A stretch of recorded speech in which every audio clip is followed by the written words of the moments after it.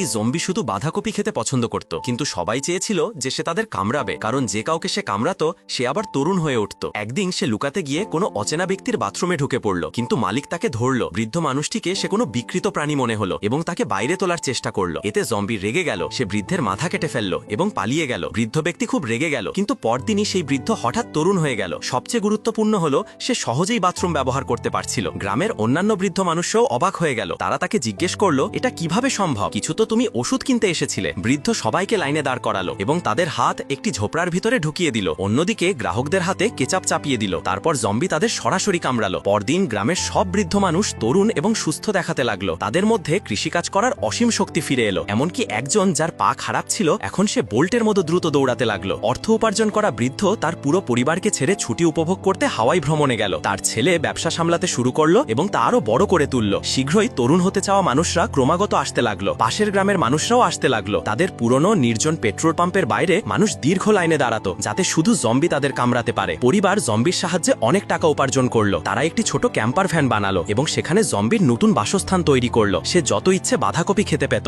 মেয়েটি তাকে হেয়ার সেলুনে নিয়ে গিয়ে হেয়ার কাটও করালো। তারপর তার জন্য নতুন কাপড় কিনে দিল। তারা জম্বিকে পরিবারের মতো মনে করতে লাগলো। কিন্তু লোভী ছেলে এখনো তাকে কোনো ওষুধ কোম্পানিতে বিক্রি করে পরীক্ষা করতে চায়। সে মনে করত আসল সম্পদ সেখানেই। মেয়েটি তার ভাইয়ের পরিকল্পনা শুনে ফেলল। সে জানতো যদি জম্বি এখানেই থাকে একদিন তাকে বিক্রি করা হবে। তাই সে চুপচাপ প্রস্তুতি নিল, কিছু জিনিসপত্র প্যাক করলো এবং জম্বিকে পাহাড়ের দিকে নিয়ে গেল। সে তাকে বলল, পালিয়ে যাও, আর কখনো ফিরে এসো না। মানুষটি দেখল জম্বি অদৃশ্য হয়ে গেছে। তখন সে ভয় পেল। সে পুরো গ্রামে খোঁজ করল। শেষ পর্যন্ত সে জম্বিকে খুঁজে পেল, যা এখনো সেখানে দাঁড়িয়েছিল। মেয়েটি অপেক্ষা করছিল যে সে তাকে বাড়ি নিয়ে যাবে। মানুষটি তাকে ধরে বাস স্টেশনে নিয়ে গেল। সে বিক্রি করার জন্য প্রস্তুত হচ্ছিল, কিন্তু টিকিট কেনার পর যখন সে পেছনে তাকালো তখন অবাক হয়ে দেখল জম্বি সত্যিই মানুষ কামড়াতে শুরু করেছে। প্রথম প্রজন্মের জম্বি হওয়ার কারণে তার ভাইরাসের লুকানো ধাপ দীর্ঘ ছিল। শুরুতে এটি শুধু অসুস্থ করত, কিন্তু এখন ভাইরাস পরিবর্তিত হয়েছে এবং ততক্ষণে গ্রামের অনেক মধ্যবয়স্ক এবং বৃদ্ধ মানুষ ইতিমধ্যেই কামড়ে আক্রান্ত হয়ে গেছে।